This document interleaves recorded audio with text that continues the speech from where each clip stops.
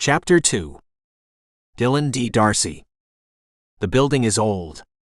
Not old enough to be historic, just old enough to look outdated.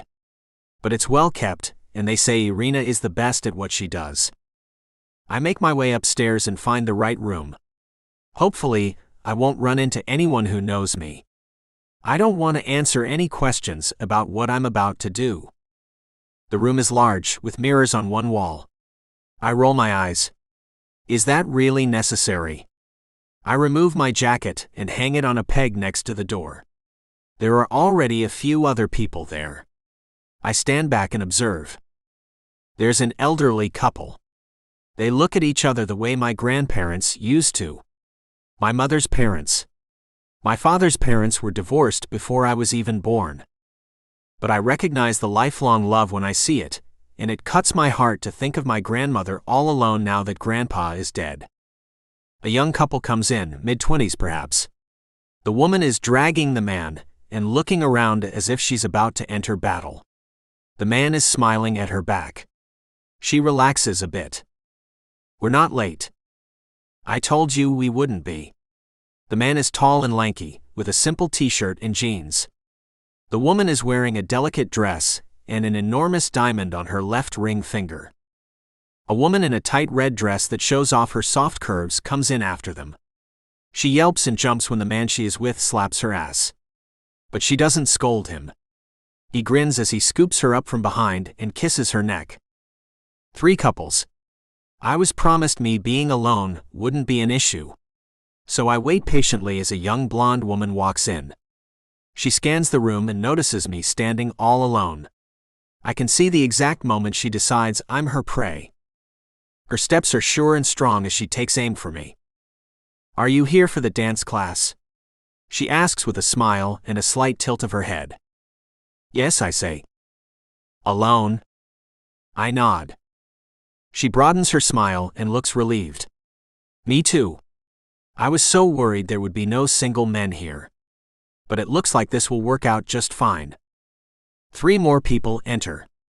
The first one is the instructor. I looked her up online and recognize her from the photo. She is wearing a flowy skirt and walks with grace.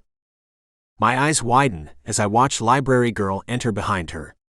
She's wearing a baggy t-shirt and another pair of leggings. This pair shows off her legs just as well as the ones she wore the other day. What is she doing here? Did she follow me? I take a step forward to talk to her, but the woman at my side puts a hand on my arm. I'm Stacy, by the way. I stop. Library girl scans the room, and the look on her face as she spots me almost makes me smile. She seems as surprised as I am. So not a stalker then? Probably. What's your name? The woman next to me asks. Dylan, I say. The instructor chooses that moment to get everyone's attention, and I look away from library girl. I'll have to make sure I talk to her after class.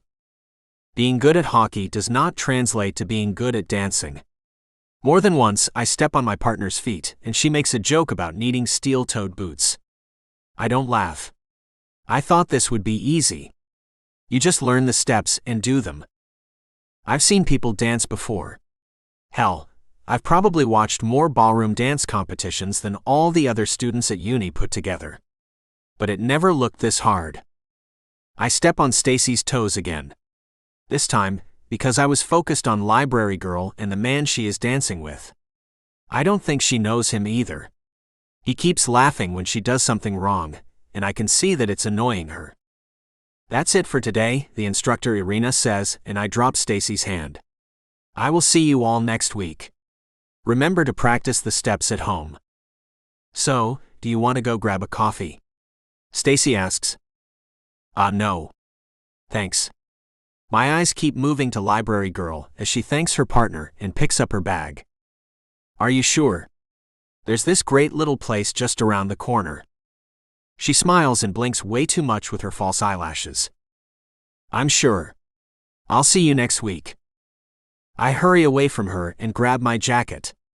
Library girl is already headed down the stairs. Wait up. I put my jacket on as I run down the stairs. She stops and looks up at me with a confused look. What now? Did you come to inform me you own this building as well? I blink at her. Look. I need you to not tell anyone you saw me here. She raises an eyebrow. Afraid women will find you less appealing? I grin. Not at all. I doubt there's much I could do to repel women. She scoffs and keeps walking. I know one woman you're repelling. Oh, I doubt that. I give her my most charming grin. Believe it. She pushes open the front door before I can get it for her. What is up with her? Did I do something, or is she just an unpleasant person? I'm still going to need you not to mention this. Why? What? Why can nobody know that you take a dance class? I'm going to need you to change classes. She stops so suddenly I almost bump into her. What? There's incredulity in her voice. I shrug. It's no big deal. Just change to a different class. This one is mine. This one is yours. I was there first. It only makes sense that you switch. Besides, I'm too busy to switch. Why does either of us have to switch? Just stop being difficult. I'll even pay for the new class. She has to realize this couldn't possibly work. She's dressed like she's home alone, cleaning the bathroom, and she still distracted me. And I caught her looking at me a few times too. If looks could kill, I'm pretty sure I would be dead. I'm not switching. But maybe I will make some sort of announcement about what I was doing and who was there. I close my eyes and rub my temples. You are impossible. Tell you what, how about I don't tell anyone about your secret hobby and you stop bugging me? I'm not switching because this is the only class that works with my schedule. Fine. I bite my teeth together so hard they almost crack. She hesitates and shifts from one foot to the other. What?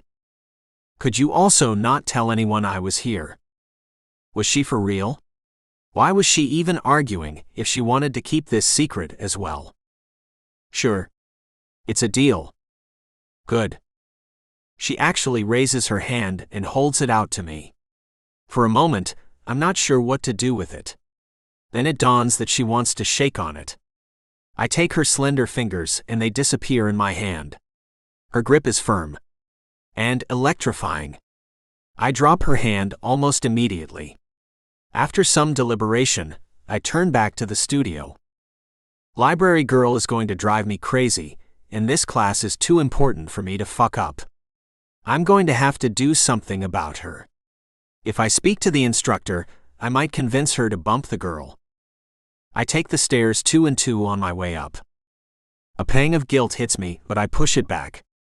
We only agreed to not reveal each other's secrets, nothing more. I find Irina dancing in front of the mirror. She smiles at me, but doesn't immediately abort her routine. Her dancing is amazing. She makes it look easy as she floats across the room and matches the music with every single movement. When the music dies, she turns to me. Did you forget something? I have a request. Oh, she picks up her phone and stops the music. I need you to kick someone out of the class. Confusion crosses her face. Who? And why? Did your partner act inappropriately? I shake my head. No, it's not my partner. It's the other girl. The one with long dark hair. She frowns at me. Why would I kick her out? I'll be happy to pay her fee if you need to give her a refund. You need to give me a reason. Has she done something? We know each other. She is a distraction. The confusion is back on her face. Perhaps you need to go to a different class. I have a few that might be appropriate. No, forget it. Could you just kick her out? I'm very confused about what you want me to do. I am a dancer, a teacher. I do this because it is my passion. And I do it on my terms. I see nothing wrong with having Ellie in my class. She's a student just like any other. If you don't like the way I do things, perhaps you need to go someplace else. She turns back to the music, signaling that the discussion is over, and I turn in defeat. Library girl, Ellie, is standing in the doorway and my heart stops. Judging by the look on her face, she must have been standing there for a while. She grabs her water bottle off the floor and leaves. Well, that went well. I shake my head and sigh as I leave the studio.